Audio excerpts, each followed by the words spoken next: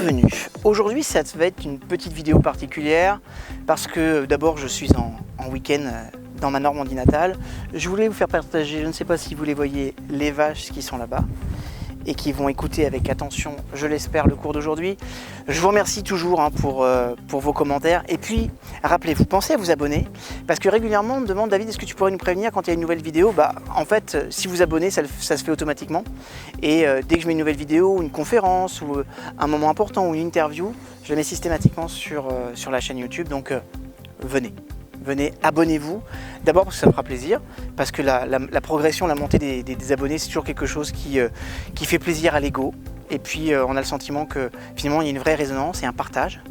Et puis pensez à liker et puis parfois me demander des sujets dans les commentaires ou de poser des questions. J'essaierai toujours de prendre un maximum de temps pour y répondre et d'être présent. En tout cas, merci du fond du cœur pour votre présence et puis les messages sympathiques que vous m'envoyez, ça me touche beaucoup. Aujourd'hui, j'aimerais vous parler d'échecs. Alors pas le jeu, hein, même si j'aime bien jouer aux échecs. Non, j'aimerais vous parler de la peur de l'échec. Parce qu'en fait, on va s'apercevoir que dans les sociétés occidentales, la peur de l'échec a été implantée de façon généralisée, forte, et elle s'est multipliée à travers tous nos systèmes, qu'ils soient éducatifs, professionnels, amoureux. On a tout le temps peur d'échouer. Ok ? Alors, il est vrai que dans le processus de réussite, on a tous envie de réussir. On a tous envie de réussir. Alors après, on ne va pas tous mettre la barre au même niveau, on ne va pas tous avoir les mêmes besoins de réussite. Et puis on ne va pas avoir tous les mêmes motivations pour réussir. Mais vous ne pouvez pas être dans une logique de réussite si vous n'acceptez pas ce qui va avec, c'est-à-dire l'échec. Voilà. Et c'est juste important que vous compreniez que l'échec fera toujours partie du processus. Tout le temps. Et que si on s'arrête à nos premiers échecs, si on s'arrête aux premières difficultés, on ne peut pas avancer, on ne peut pas réussir. Vous savez qu'il y a une étude qui a montré qu'en France, lorsqu'un entrepreneur présente son projet à 3 banques, et que ces 3 banques lui refusent, plus de 87% d'entre eux renoncent au projet ou vont le modifier, considérant que la vision qu'ils ont de l'entreprise, ce qu'ils ont envie de produire ou faire, n'est pas valide, simplement parce qu'un banquier, c'est souvent les banquiers, c'est comme les experts comptables, hein, ablation des testicules, comme je le dis toujours, ils prennent pas de risques, d'accord? Leur métier, c'est pas de prendre des risques, leur métier, c'est de prendre de l'argent. Donc, faut pas se tromper de métier, ok? Et même s'il y en a qui font très bien leur métier, il y en a. La logique générale, c'est pas je pousse, je crois en toi. C'est non, j'investis et je fais les choses que si et seulement si je suis sûr d'avoir un retour et je prends aucun risque. Pour prendre aucun risque, je prendrai naturellement sur tes biens. D'accord ? Je faisais une petite parenthèse. Je reviens sur le sujet. 87% des entrepreneurs qui présentent un projet professionnel à une banque pour avoir un financement renoncent. Ok ? 87%. Seuls 7% d'entre eux vont jusqu'à pousser la barre de plus de 7 banques. Laissez-moi vous parler d'un monsieur qui s'appelle Walt Disney.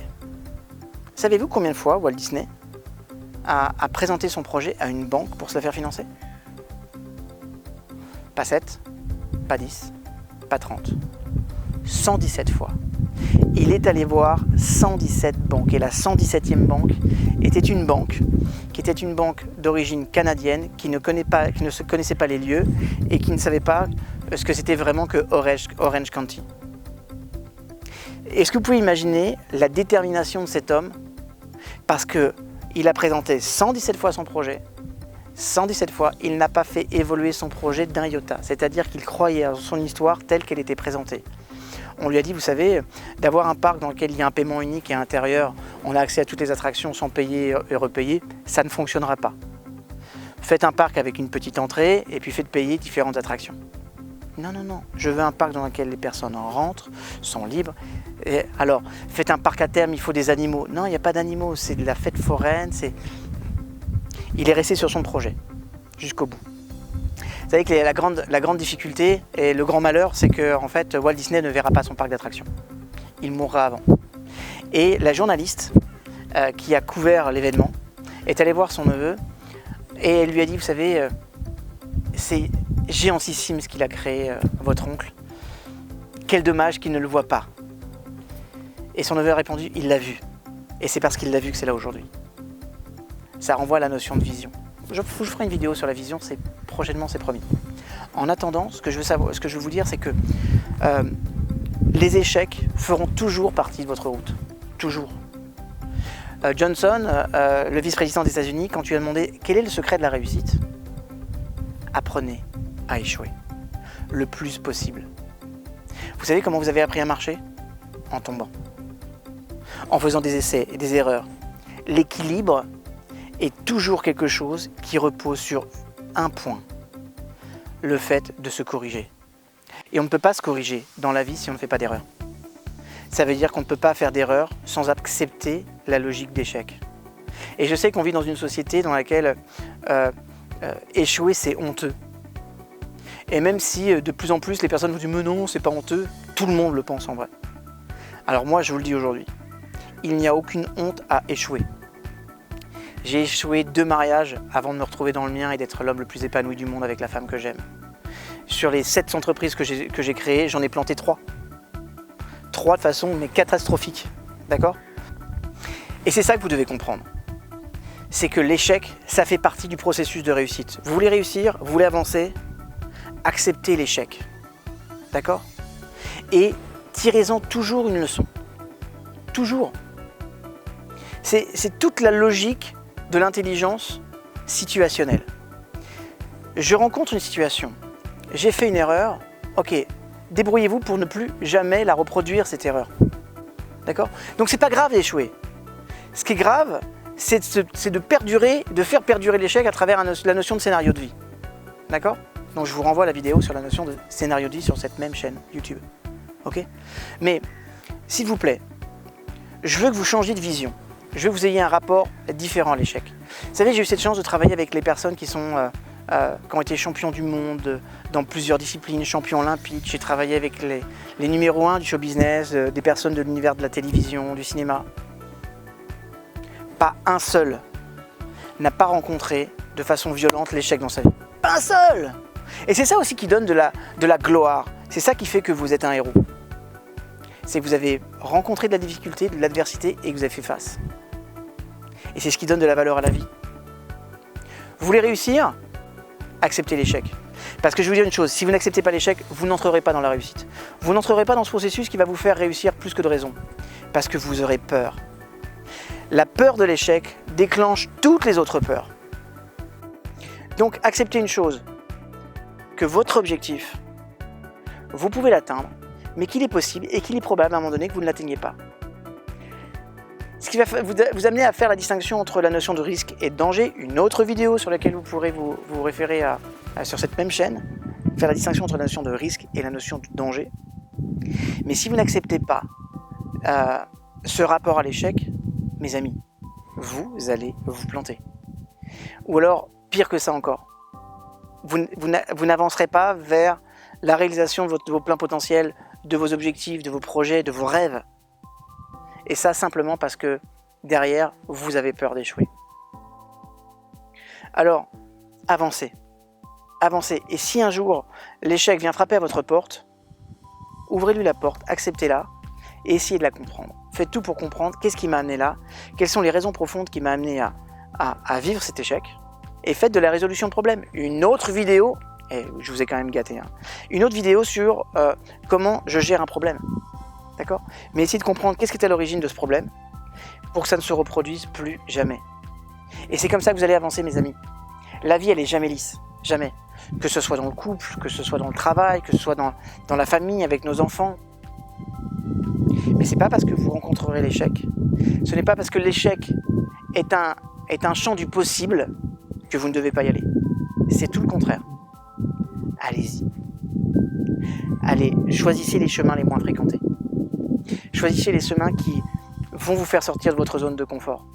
Parce que c'est là que vous allez grandir, c'est là que vous allez vous épanouir, et c'est là que vous allez être dans l'obligation de devenir la personne que vous devez être et que vous devez incarner dans cette vie-là. Alors écoutez-moi bien, je terminerai là-dessus. Aimez l'échec. Oh, je ne vous dis pas que vous devez glorifier et tout faire pour vous planter. Mais quand il arrive, s'il arrive, acceptez-le, remerciez-le et comprenez que dans le processus du grand livre que vous écrivez, certains chapitres vont avoir un côté un peu sombre, mais ils font partie de ça. Vous savez, l'autre jour, je suis allé voir ma mère et elle suit une série qui s'appelle Amour, gloire et beauté. Amour, gloire et beauté.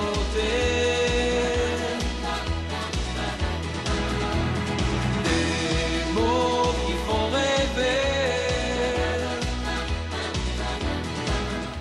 Alors, cette série, elle a au moins 20 ans ou 25 ans. Parce que depuis que je suis tout petit, je vois ma mère. Et parfois, il m'arrive avec les voyages et déplacements de ne pas voir ma mère pendant un mois. Et pourtant, j'arrive à comprendre la série. Mais par contre, j'ai remarqué un truc de dingue dans cette série. C'est que il faisait un truc très intéressant. C'est que les personnages, ils en faisaient mais ce qu'ils voulaient. C'est-à-dire que quand il y avait un frère qui devait être un peu chiant sur le plateau, il le faisait disparaître à travers un accident d'avion. Et comme par hasard, l'accident d'avion avait lieu dans une jungle, au beau milieu de l'Amazonie, à côté d'une clinique spécialisée dans la chirurgie esthétique, et Ridge, ou n'importe qui d'autre, allait revenir, transformé. C'était lui, mais en autre. Oui. Et je trouve ça drôle, sympathique, mais ce que je trouve vraiment très intéressant, c'est que, en fait, les scénaristes s'autorisent exactement ce qu'ils veulent, et c'est eux qui donnent le ton. Et après, on va s'apercevoir que dans l'histoire de la série, il y a des personnes qui sont lumineuses, puis parfois ils vont avoir un côté un peu dark side, un peu sombre, pour revenir vers quelque chose de lumineux. Un coup, il va y avoir des grandes réussites, puis après, des grands échecs. Et c'est pour ça que finalement, elles sont stimulantes, parce qu'il y a de la vie. Réussir ne se fait pas, de mon point de vue, sans échec. Sinon, c'est pas de la réussite. C'est un chemin qui était tout tracé. D'accord ? Alors, si dans un coin de votre tête, vous étiez dit « J'aimerais bien faire, mais si jamais je me plante », eh bien, écoutez, c'est pas « j'aimerais bien faire », c'est « je vais faire ». Je vais tout faire pour réussir. Et si l'échec fait partie du processus, à moi de voir comment l'amoindrir, faire qu'il ne m'atteigne pas, que je ne me mette pas en danger, mais que je puisse toujours avancer et continuer. Et si vous avez peur de l'échec, en plus, vous n'allez pas l'anticiper. D'accord ? Donc, qu'est-ce qui pourrait faire que je pourrais échouer dans cette entreprise ? Qu'est-ce qui pourrait faire que je pourrais échouer dans ce couple ? Quels sont les travers qui vont faire que je peux échouer en tant qu'individu ? Que ce soit au niveau personnel, physique, émotionnel, mental, le régime, tout, la vie. La vie. L'échec est un processus de vie, mes amis. Voilà. La tarte Tintin, elle existe parce qu'elle s'est plantée. Ma mère me faisait un truc qui s'appelle le Kaiserschmarrn. Ça veut dire l'omelette de l'empereur. Pareil, une recette ratée. Le post-it, un produit raté. Et si les échecs étaient à la base de nos plus grandes réussites ? Méditez là-dessus. Si ce n'est pas encore fait, abonnez-vous. Si vous avez envie de liker, likez. Et quoi qu'il arrive, je vous retrouve sur une prochaine vidéo. Merci du fond du cœur de tous les commentaires sympathiques que vous m'envoyez. Ça me touche, ça me stimule. Et ça m'oblige même à faire plein d'autres vidéos. Alors venez. Moi, je vais contempler mes amis les vaches. À très bientôt. Bah les vaches! Je crois que les vaches n'aiment pas ma chaîne YouTube. À bientôt. Pili, pili, pili, pili! Allez, venez!